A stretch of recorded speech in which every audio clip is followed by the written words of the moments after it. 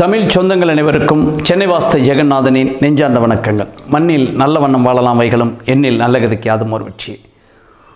தூக்கம் வராத நிலையில் இருக்கக்கூடிய மனிதர்கள் தூக்கம் வருவதற்கு வாஸ்து வகையில் துணை இருக்குமா? எனக்கு தூக்கமே வர்றதில்லைங்க, எனக்கு கொஞ்சம் வாஸ்து செக் பண்ணணும். நான் ஜோதிடரிடம் போனேன். ஜோதிடர்கள் உங்கள் வீட்டில் வாஸ்து குற்றங்கள் இருக்கிறது, நீங்கள் கொஞ்சம் ஒரு வாஸ்துனுடைய அழைத்து பாருங்கள் என்கிற ஒரு வார்த்தையை சொன்னார்கள். அதற்காக நான் உங்களை அழைத்திருக்கிறேன் அப்படின்னு அழைத்த ஒரு பெண்மணிக்கு ஒரு இடத்திற்கு வாஸ்து பார்க்க செல்கின்றேன். இந்த இடத்துல தூக்கம் அப்படின்னு சொன்னால், தூக்கம் வரல அப்படி இருக்கக்கூடிய மனிதர்கள் உளவியல் ரீதியாக பகலில் தூங்கக்கூடாது. இது ஒரு முறை. எக்காரணம் கொண்டும் தூங்கக்கூடாது. வாய்ப்பு இருந்தால் கூட நம்ம சந்தர்ப்ப சூழ்நிலைகளை அமைத்துக்கொள்ள வேண்டும். தூக்கம் வருவது போல் இருந்தால் ஒரு வாக்கிங் செல்வதோ, ஏதாவது ஒரு ஒர்க்கை எடுத்துக்கொள்வதோ, அதில் வருமானம் வந்தாலும் சரி வராட்டிலும் சரி ஒரு வேலையை நம்ம தயார் செய்து கொள்வது, நமக்கென்று ஒரு வேலையை தயார் செய்து கொள்வது, அது பெண்ணாக இருந்தாலும் சரி ஆணாக இருந்தாலும் சரி, இது ஒரு வகை. அதே போல் இந்த தூக்கம் வருவதற்கு கிரிப்டோபன் அப்படின்னு சொல்கிற அமினோ ஆசிட்டு, அதேபோல் மெலட்டனின்ங்கிற ஒரு ஹார்மோன், மெக்னீஷியம் சத்துக்கள் வேண்டும். இந்த சத்துக்கள் இருக்கின்ற பொழுது இயற்கையாகவே ஒரு மனிதனுக்கு தூக்கம் வந்துவிடும். அப்போது அந்த இயற்கை அந்த மெக்னீஷியம் சத்தும், மெலட்டனின், அதே போல் கிரிப்டோபன் அப்படிங்கிற அந்த 3 அமினோ ஆசிட்டு ஹார்மோன் நமக்கு வேணும்னு சொன்னால், பால், கொழுப்பு நீக்கப்பட்ட மாட்டுப்பால், கொழுப்பு குறைவாக இருக்கக்கூடிய ஒரு மாட்டுப்பால், அதே போல் தண்ணீர் கலந்த பால், அதே போல் பாதாம் குறைந்த அளவில், இதய நோய் இருக்கிறவங்க தவிர்த்துக்கணும். வாழைப்பழம்னு சொன்னால் செவ்வாழை காஸ்ட்லியாக இருக்கும் கொஞ்சம், இல்லை முந்தன் வாழை இன்றைக்கு கிடைப்பது கடினம். அப்போ நீங்கள் முந்தன் காயை வாங்கி நீங்கள் பழுக்க வைத்து கொள்ள வேண்டும். இது ஒரு வகை. பச்சை வாழை, தேன் வாழை, இந்த 4 பழங்களை நீங்கள் எடுக்கின்ற பொழுது அந்த மெக்னீஷியம் சத்து கிடைச்சிரும். கிரிப்டோமன் அப்படின்னு சொல்லக்கூடிய அந்த அமினோ ஆசிட்டில் பாலில் கிடைச்சிரும். அதே போல் பாதாமில் கிடைக்கும்.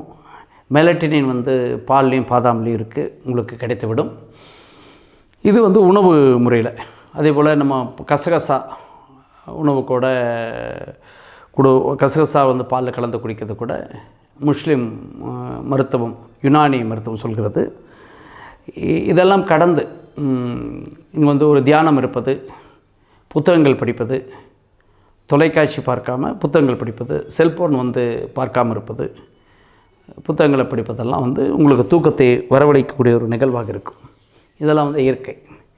இதெல்லாம் கடந்து ஒரு மனிதன் தூங்கணும்னு சொன்னால் நேரம் முக்கியம். வேலையெல்லாம் முடித்த பிறகு குறைஞ்சபட்சம் ஒரு 10 மணிக்கு படுத்து விட வேண்டும். 5 to 6 மணிக்குள்ளே எழுந்திருப்பது போல் நிகழ்வை மாற்றிக்கொள்ள வேண்டும். தொடர்ந்து நீங்கள் 10 மணிக்கு தூக்க வரலன்னு சொல்லுவேன், நீங்கள் படுக்கையில் உட்கார்ந்து விட வேண்டும், படுக்கைக்கு சென்று விட வேண்டும். 5 மணிக்கு அலாரம் வைத்து எழுந்து விட வேண்டும். இது தொடர்ந்து ஒரு 21 நாட்கள் நீங்கள் செய்கின்ற பொழுது அந்த தூக்கத்திலிருந்து நம்ம வெளியேற முடியும். இதெல்லாம் இயற்கை சார்ந்த விஷயங்கள். வாஸ்துவில் என்ன ஹெல்ப் அப்படின்னு சொன்னால், எந்த வீட்டில் தென்கிழக்கு பள்ளமாகவோ தென்மேற்கு விட உயரமாக இருக்கிறதோ அந்த இடங்களில் தூக்கத்தின் பாதிப்பு அந்த வீட்டில் இருக்கக்கூடிய பெண்களுக்கு வரும். அதுபோல் ஆண்களுக்கு தூக்கம் சார்ந்த நிகழ்வு பிரச்சனை இருக்குதுன்னு சொன்னால், வடமேற்கு மேற்கு சார்ந்த பள்ளங்கள் இருக்கக்கூடிய வீடுகளில், மேற்கில் பள்ளங்கள் இருக்கக்கூடிய வீடுகளில், மேற்கில் அதிக காலி இடங்கள் இருக்கக்கூடிய வீடுகளில், மேற்கில் ஒரு சில இடங்களில் மேற்கில் சாலை இருக்கும், ரோடுகள் இருக்கக்கூடிய இடங்களில் கூட ஒரு சில கட்டிட அமைப்பால் ஒரு எல்லை வரை கட்டிடம் கட்டியிருப்பாங்க, காலி இடம் விட்டிருக்க மாட்டாங்க. அப்போ அந்த தடுப்புகள், மேற்கின் தடுப்புகள் வாசல்களாக செயல்படும், வெளிப்புற வாசல்களாக செயல்படும். அப்படி இருக்கக்கூடிய இடங்களையும் ஆண்களுக்கு தூக்க பாதிப்பு கொடுக்கும். ஆக அது என்ன தவறுகள் இருக்கிறதுன்னு சரிபார்த்து கொண்டு அதை சரி செய்கின்ற பொழுது நம்மளுக்கு நிச்சயமாக அந்த தூக்க பிரச்சனையிலிருந்து வெளிவர முடியும். ஆண்களுக்கு தூக்க பாதிப்புக்கு மேற்கில் ஒட்டிய அமைப்பில் கட்டிடம் கட்டக்கூடிய இடங்களில் அந்த பிரச்சனை இருக்கிறது.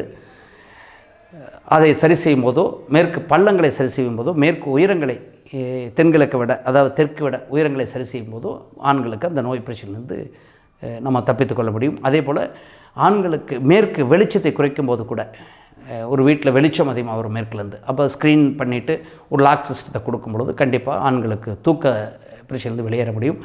அதே சமயம் பெண்களுக்கு கிழக்கு புறத்தில் அதிக வெளிச்சம் ஒரு இல்லத்திற்கு வருகின்ற பொழுது அந்த இடத்துல அந்த தூக்கத்திலிருந்து நம்ம தப்பித்துக்கொள்ள முடியும். மீண்டும் ஒரு நல்ல கருத்தோடு சந்திப்போம். நன்றி, வணக்கம். வெற்றி நிச்சயம். ஜெய்.